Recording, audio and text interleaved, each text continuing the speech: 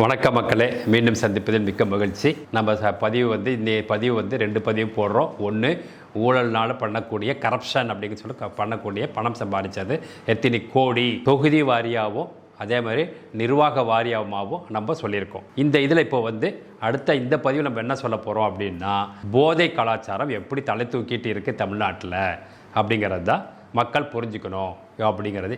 இந்த போதை கலாச்சாரத்தினால என்னென்ன அட்டுழியங்கள்லாம் நடந்திருக்கு அப்படிங்கிறத புரிஞ்சுக்கணும். ஸோ இப்போ நம்ம முதல்ல எடுக்கிறது கனிமொழி அக்கா சொன்னது தான்.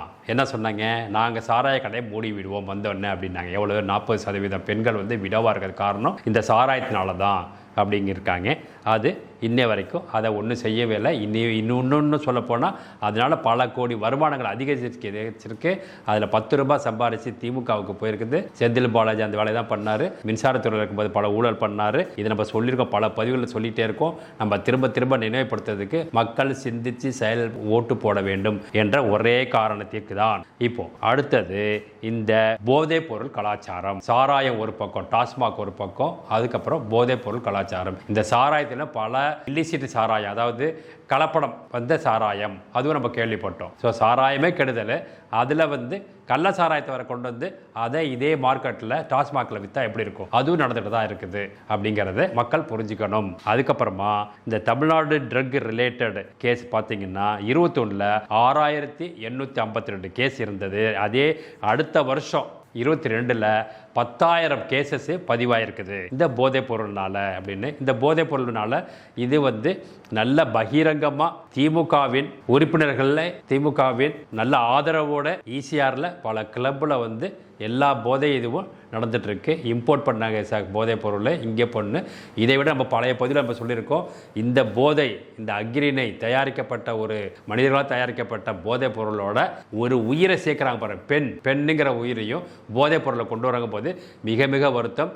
இங்கேயே பல திமுகவில் பல பெண்கள் இருக்கீங்க, சிந்திச்சு பாருங்க. கனிமொழியில் ஆரம்பித்து அனைத்து பெண்களுமே சிந்திங்க. இதெல்லாம் உங்களுக்கு ஒத்து வருது அப்படின்னா நீங்கள் உங்களுக்கு பதவி வேணும் அப்படிங்கிறதுக்காக நிற்கிறீங்க. ஆனால் தனிப்பட்ட ரீதியில் நீங்கள் சிந்திச்சு பாருங்கள், பெண்களோட நிலைமை அன்றைக்கி என்ன நிலைமையில் இருக்குது அப்படிங்கிறது. இந்த நேரத்தில் நம்ம எடப்பாடியாருக்கு ஒரு வேண்டுகோளை விடுக்கிறோம். உங்களோட பரப்புரையில் தயவு செய்து ஒரு பகிரங்கமாக பெண்களுக்கு ஒரு சாதகமான, பெண்களுக்கு ஒரு மகிழ்ச்சி கூட்டம் நிகழ்ச்சியாக நீங்கள் சொல்ல வேண்டியது என்னன்னா, நீங்கள் ஆட்சிக்கு வந்த உடனே சாரு யாரு அப்படிங்கிறத கண்டுபிடிச்சி அதற்கான தண்டனையை வாங்கி கொடுப்போம் அப்படின்னு சொல்லுங்க.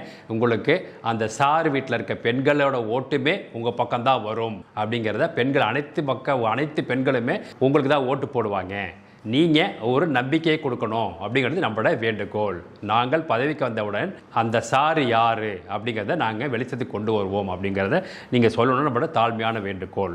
அதுக்கப்புறமா நம்மளோட பதிவுக்கு வருவோம். இதில் இப்போ நம்ம மா சுப்பிரமணியம் சொல்லியிருக்காரு, அதாவது ஹெல்த் மினிஸ்டர் மா சுப்பிரமணியம் சொல்லியிருக்காரு, இங்கே ஜீரோ கஞ்சா, தமிழ்நாடு ஜீரோ கஞ்சான்னு சொல்லியிருக்காரு. வேடிக்கையாக இருக்குது. அங்கங்கே விளைஞ்சிட்டு இருக்குது கஞ்சா, அங்கேருந்து இறக்குமதி ஆகிட்டு இருக்கு. எல்லா கல்லூரிகள் பக்கத்துலேயும் நடக்குது. மூளை முக்கல் மலை அடிவாரத்தில் எங்கே பார்த்தாலும் கிடைக்குது. இதில் அவர் எந்த விதத்தை சொல்கிறாரு அப்படிங்க நம்ம தெரியல. அப்படி இருக்கும் பொழுது ஜீரோ கஞ்சாங்கும் போது 1,40,000 கேஸ் பதிவாயிருக்கு. எப்போ? இவங்க திமுக ரெஜிமில் கஞ்சாவனால. எங்கே அப்போ எப்படி பதிவாச்சு? நீங்கள் ஜீரோ கஞ்சாங்கிறீங்க, ஆனால் இங்கே கேஸு காவல்துறை கொடுத்த கேஸை நம்ம கூகுளில் போட்டாலே தெரியுது.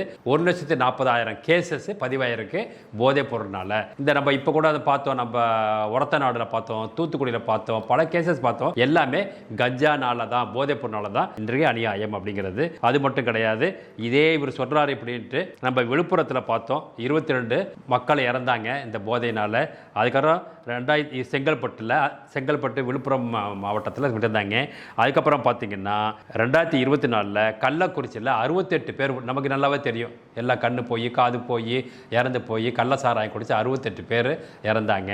இது அத்தனையுமே ஒரு கொடூரமாக உச்சக்கட்டத்தில் இந்த 5 ஆண்டு நடந்திருக்கு அப்படிங்கிறத மக்கள் புரிஞ்சுக்கணும்.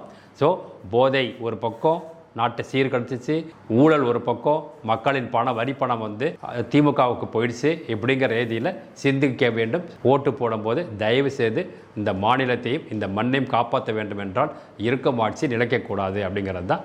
வணக்கம், ஜெய்ஹிந்த்.